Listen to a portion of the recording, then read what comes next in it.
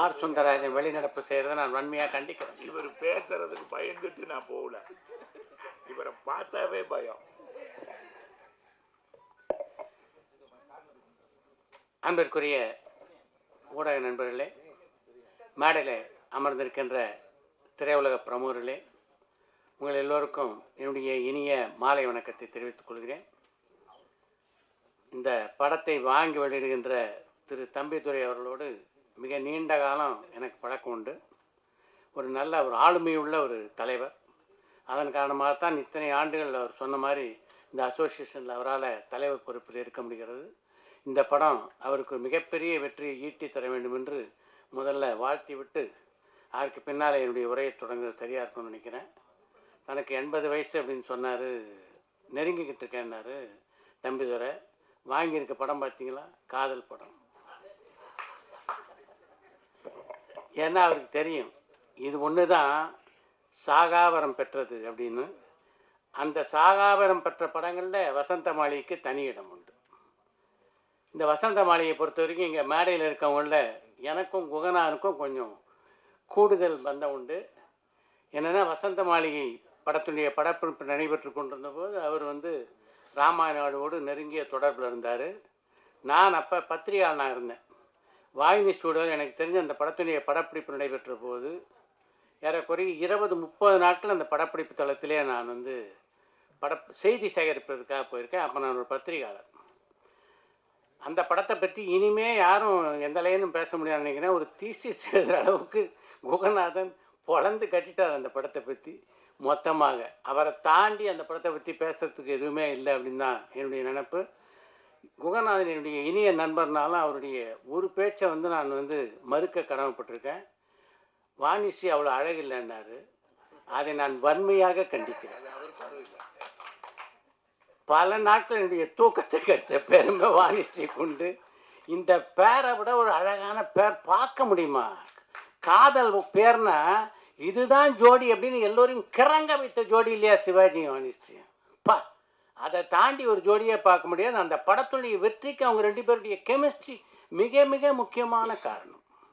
அந்த படத்துடைய பாடல் வரிகளை பற்றி குமரன் சொன்னார். அதில் நான் சக்கரவர்த்தியடா அப்படின்னு சிவாஜி பாடுவார். என்ன அழகான வரிகளை சிவாஜிக்கு எழுதியிருக்கார் பாருங்க கண்ணதாசன். சிவாஜி எதில் சக்கரவர்த்தி இல்லை சொல்லுங்கள்? சிவாஜி மாதிரி நான் பல மேடைகளில் சொல்லியிருக்கேன், எல்லா பாத்திரங்களும் ஏற்று நடிக்கணும்னு நல்லா நடிக்கணும்னு ஆசைப்படலாம். சிலருக்கு தான் அது பொருந்தும். அப்படி பொருந்திய ஒரு மாபெரும் கலைஞன் சிவாஜி மட்டுமே அப்படின்னு நான் சொல்லுவேன். ஏன்னா அவரை தான் நீங்கள் கர்ணனாகவும் பார்க்கலாம், அப்புறம் பார்க்கலாம், தெய்வ மகனில் ஒரு சின்ன பையனாகவும் பார்க்கலாம், எங்கள் ஊர் ராஜாவில் ஒரு வாலிபனாகவும் பார்க்கலாம். இது மாதிரிலாம் மற்ற நடிகரை பார்க்க முடியாது. கூடு விட்டு கூடு பாய்கின்ற மாதிரி நடிக்கக்கூடிய ஆற்றல் பெற்ற ஒரே நடிகர்னா சிவாஜி மட்டுமே. இந்த படத்தை பொறுத்த வரைக்கும் ஏறக்குறைய இந்த படம் 54 ஆண்டுகள் ஆகுது. இப்போ நேற்று சில தயாரிப்பாளரோடு பேசிக்கிட்டு இருந்தேன் நான். இப்போ படம் வாங்க இவர் இல்லை, அவர் இல்லை, டிஸ்ட்ரிபியூட்டர் இல்லை, ஓடிடி இல்லை, சேட்டலைட் இல்லைன்னு 54 வருஷம் முன்னாடி இல்லையான படத்துக்கு இந்த மேடையிலேயே 3 விநியோகஸ்தர் இருக்காங்கன்னா இது போன்ற சாதனையெல்லாம் அவர் யார் செய்ய முடியும்? நினச்சி பாருங்கள். 1972ஆம் ஆண்டிலே வெளியான இந்த படம் சில்வந்தில் 2 ஆண்டுகளை கடந்து ஓடியது. சிவாஜியை பொறுத்த வரைக்கும் அவருக்கெல்லாம் மரணமே இல்லை அப்படின்னு சொல்லுவேன். சிவாஜி மறைந்து விட்டதா யாராவது நம்மளை நினைக்கிறோமா? சிவாஜி சரீரம்தான் இல்லை, அவ்வளோதான். ஆனால் நம்மளுடைய இதயங்கள் எல்லாவற்றிலும் வாழ்ந்து கொண்டிருக்கிறார் சிவாஜி அப்படின்றதான் உண்மை இன்று வரையிலே. இன்னும் சரியாக சொல்லணும்னா இந்தியாவுடைய 8வது தேசியம் எந்த கட்டடமும் இல்லை. கற்பக விருட்சம் மாதிரி இந்த கலையை காத்து கொண்டிருந்த நடிகரும் சிவாஜி கணேசன் தான் இந்தியாவுடைய 8வது அதிசயம் என்று நான் சொல்வேன். சிவாஜி வச்சு 2 திரைப்படங்கள் எடுக்கக்கூடிய வாய்ப்பு பெற்றவன் நான். 2 படமே மாபெரும் வெற்றி படங்கள். ஒரு படம் வாழ்க்கை. இந்த வாழ்க்கை திரைப்படத்தை பொறுத்த வரைக்கும் என்னுடைய நண்பர்கள் எல்லாரும் சொல்லுவாங்க, இன்றைக்கி கூட நம்முடைய வாழ்க்கையில் எங்கேயாவது சோர்வு ஏற்படும் போதுன்னா வாழ்க்கை படத்தை தான் போட்டு பார்ப்போம், திருப்பி ரீஜெனரேட் ஆகும் அப்படின்ட்டு. அந்த மாதிரி ஒரு எல்லோருக்கும் உற்சாகத்தை தரக்கூடிய படம் வாழ்க்கை. மனோஜ்குமார் சொல்லும்போது சொன்னார் சிவாஜியினுடைய அந்த படப்பிடிப்பு டைமை பற்றி. அது மாதிரிலாம் ஒரு டைமுக்கு வர்ற கலைஞரை பார்க்கவே முடியாது. எல்லா படப்பிடிப்பு தளங்கள்லையும் பார்த்தீங்கன்னா காலையிலேருந்து ப்ரொடக்ஷன் மேனேஜர் வேலை என்னென்னா, சார் கிளம்பிட்டீங்களா, எத்தனை மணிக்கு கிளம்புவீங்க, 8 மணிக்கு ஷூட்டிங்கு, டேரக்டர் வந்துட்டான்னு சொல்லிகிட்டே இருப்பாங்க.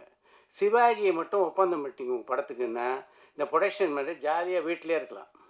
ஏன்னா சிவாஜி 8 மணிக்கு வருவார்னு எல்லாருக்கும் தெரியும். 7:50க்கு எல்லோரும் இருப்பாங்க.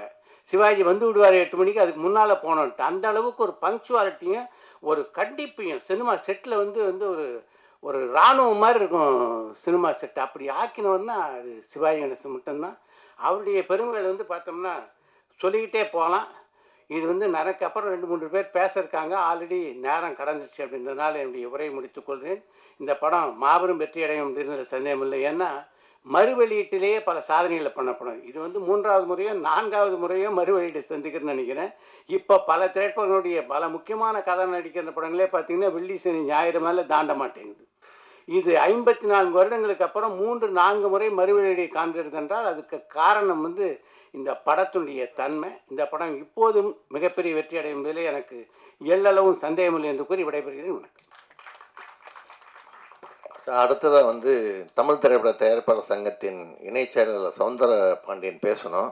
ஆனால் நான் பேசினா ரொம்ப நேரம் அவன் தூங்கிடுவாங்க அப்படிங்கிறதுனால அங்கேருந்தே ஒரு வாழ்த்துறேன்னு சொல்லிட்டாரு. அடுத்ததாக சித்ராலட்சுமன் சார் பேசினார். வசந்த மாளிகை படம் வாங்கின தம்பித்துறை சாரை வாழ்த்து பேசினார். அப்படியே சந்தடி சாக்கில் அவர்கிட்ட வாழ்க்கை ஜல்லிக்கட்டு இருக்குன்னு சொல்லியிருக்கிறாரு. அதையும் தம்பித்துறை சார் யோசிக்கணும். Thank you sir. அடுத்தது இவர் பேச்சில்